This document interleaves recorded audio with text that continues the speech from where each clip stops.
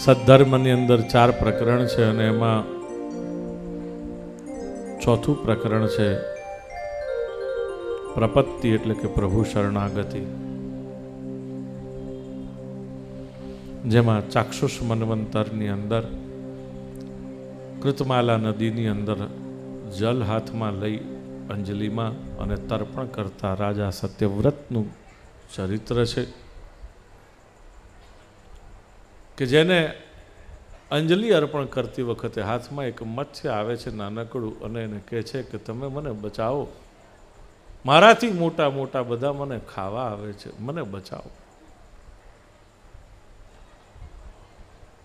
કમંડલમાં રાખ્યું, નાનું પડ્યું, કલશમાં પધરાવ્યા, નાનું પડ્યું, વધતા વધતા વધતા વધતા વધતા ભગવાનનું સ્વરૂપ એટલું બધું વિરાટ થવા લાગ્યું. આખરે રાજા સત્યવ્રતથી રહેવાયું નહીં. કહે છે કે પ્રભુ, આવી કેવી લીલા, આપને કેમ આવું સ્વરૂપ ધારણ કરવું પડ્યું? એવી કઈ મજબૂરી આવી? કહો ને, હું આપને માટે શું કરી શકું?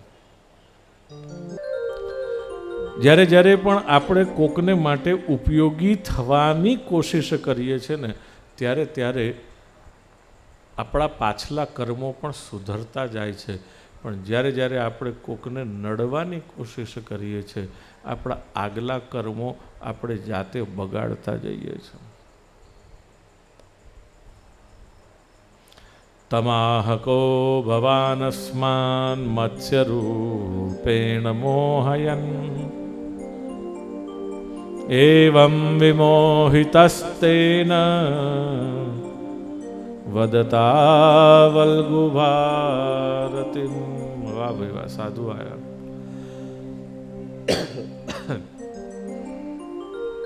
યો ભવાન યો જનશતમ નાવિવ્યાનશેસરઃ નૂનમ ત્વં ભગવાન સાક્ષાત હરિર્નારાયણો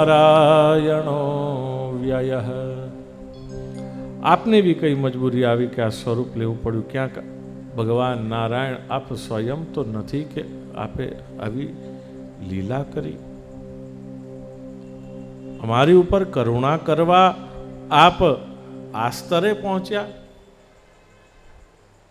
એ તો નિરોધની અંદર પણ આપણે જોઈએ છે કે ભગવાને કોઈને એવું નથી કીધું તું મારા જેવો થા તો હું તને પ્રેમ કરું. ના, જીવ જેવો છે એવા ભગવાન એની જોડે બની અને લીલા કરી, એને નિરોધના દાન કર્યા.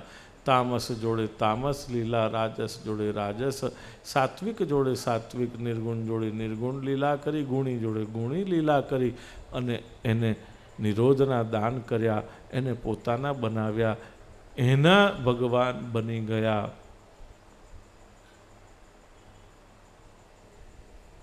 એનું નામ જ તો પ્રેમ, જે એકદમ શુદ્ધ હોય, બિન શરતી હોય. જીવ જેવો છે એવા ભગવાન લીલા કરે છે, એની જોડે બની અને એને પોતાનો બનાવે છે, પોતાનામાં ભેળવે છે. બોલે તમે સંસ્કૃતમાં બોલો છો, વદતા વલ્ગુ ભારતીમ. દેવો તો સંસ્કૃતમાં જ બોલે, એ તો દેવ ભાષા છે. કેમ જગદીશભાઈ? એ તો આપણે ભૂલી ગયા કે આપણે પણ અવતાર છીએ, એટલે આપણે પછી બધું ભૂલી જઈએ. એટલે બધું, એટલે તો મહાપ્રભુજી કહે છે કે કુળને મૂળ કદી ભૂલો નહીં, નહીતર અનર્થ આવ્યા વગર રહેશે નહીં.